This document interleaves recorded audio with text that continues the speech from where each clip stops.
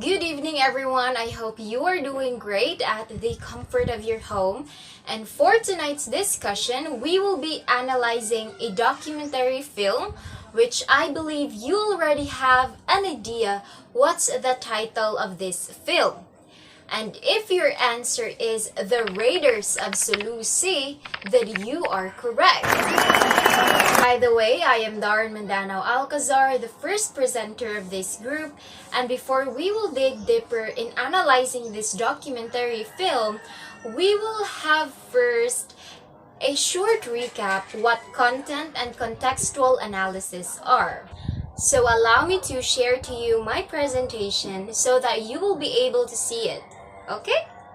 So we have here our presentation about a quick recap on content analysis and contextual analysis.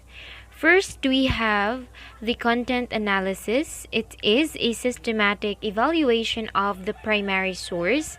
It can be a text, painting, caricature, or speech that in the process where students could develop and present the argument based on their own understanding of the evidences from their readings. On the other hand, contextual analysis considers specifically the time, place, and situation when the primary source was written. And that's it for our quick recap about the content and contextual analysis. And now let's proceed to the learning objectives for this topic. We have here our 4 learning outcomes for this topic, and the students will be able to define what contextual and content analysis are, to analyze well the documentary film, to recall the historical happenings during the slave raiding in Sulu, and to create a valuable understanding with the events happened during the conflicts between the Muslim raiders and the Spanish colonizers. Now let us analyze the background of the producer of the documentary film Raiders of Sulu Sea. It is a documentary film produced by the Oak 3 Films.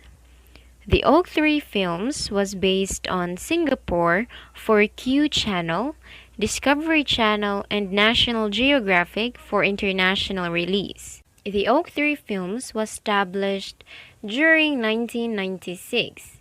It was founded by Zahirat Banu Kodeli along with Lim Suat Yin and Jason Lai.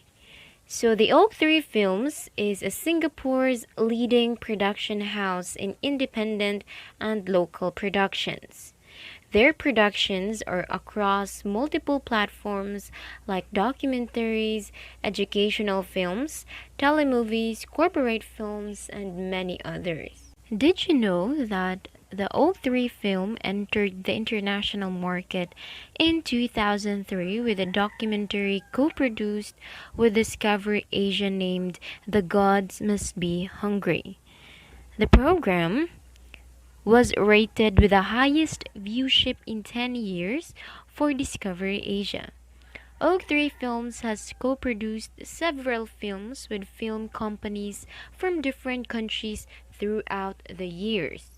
The documentary film Raiders of Sulu Sea, it has a 48 minutes and 43 seconds duration time. Now let us proceed to the historical background of the film, The Raiders of the Sulu Sea. It is an HD TV historical documentary produced by Oak 3 Films, and it was directed by Idzwan Othman, and it was published by Looking Glass International 2013 at Victoria, Australia. It is a product of a co-production agreement between Media Authority of Singapore and Korean Broadcasting Commission. It was first released on 2007 for Q Channel Korea, and it was distributed internationally by Looking Glass International through Discovery Channel and History Channel for Asia in 2008. The documentary film talks about the Muslim raiders of the Sulu Sea region, namely the Ilanons, Balangigi Samals, and the Tausugs, and how they protected their business, religion, culture, and power during the Spanish colonization. It also discusses the culture of slave raiding of the Muslim tribes and how they used it as a form of a retaliation on the colonizers.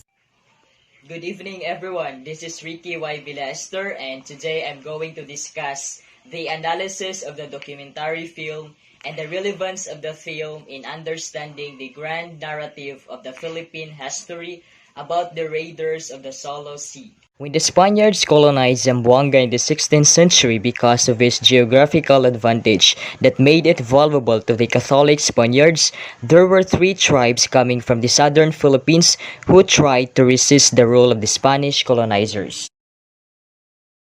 First was the Ilanon, who was known as fierce in marine force in the Sultanate. They were very important tribe in the piracy history. The Ilanon raided not only coastal Philippines but also far out into the South China Sea. The second tribe was the Samal Balangingi. They are expert slading group. They are one of the Sama communities that originally inhabited the Thongkil Island group. They were relocated to Zamboanga Peninsula coast and islands as a result of the 1848 military campaign. The last tribe would be the Teusug, who controlled the Sulu Sultanate. They are known for its fierce and widespread political powers. How the raiders of the Sulu Sea became powerful.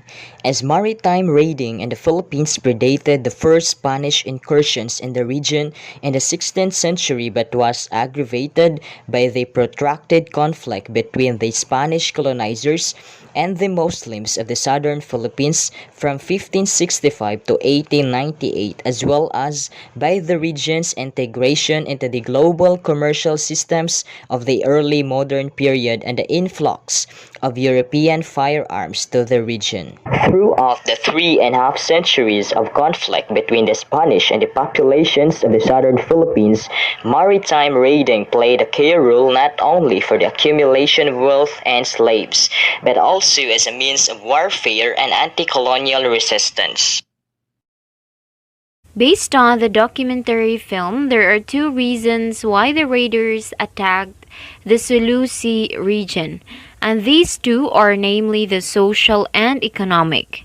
First, for the social well-being of the raiders, the reason behind it is to prevent the spread of Christianity and strengthen the influence of Islam.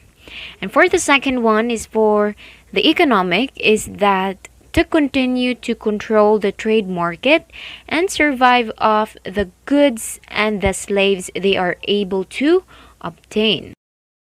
Retaliation against the foreign occupiers. The film talked about the slave raiding of these tribes as they retaliated and fought against the colonizers. I've learned that the Fort Peller was built by the Spaniards to discourage potential invaders. This fort was base of operations to track on slave raiding to the north and coming back. It's amazing how the tribe initially took over the fort, as they really had to surpass the Spanish presence as the slave raiding became more rampant when the Spaniard came. Relevance of the film in understanding the grand narrative of Philippine history. The film shows how the united force of the Moros were able to take down the military defense fortress built by the Spanish colonial government. The film showed why the Moros resist the rule of the Spaniards in Zamboanga, and as well as the reasons behind the desire of the Spaniards upon colonizing the Philippines. Hi, this is Jamaica and Fabroa, and my assigned topics are the reason behind the attacks of the raiders in political view and the relevance of the documentary in modern time. Now let's proceed to the relevance of the documentary in modern time. First, we have the gap between Christians and Muslims still exists even in contemporary times. Throughout the nearly 15 centuries of Muslim-Christian encounter, individual adherents of both traditions often have lived peaceably with each other.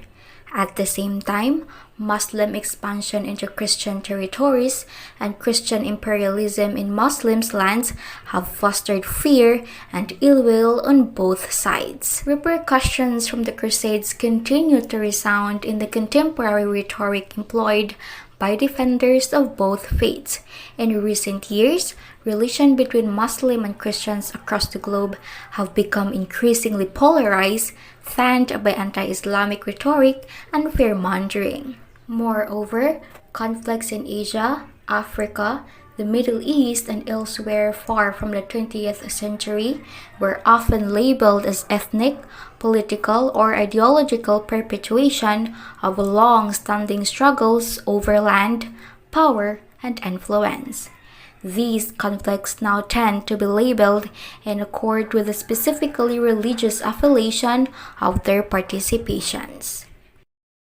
Next is the territorial disputes and power imbalance are still evident nowadays, even with the presence of diplomatic organizations such as the United Nations. When it comes to territorial dispute across the globe, the list is long and ever-changing.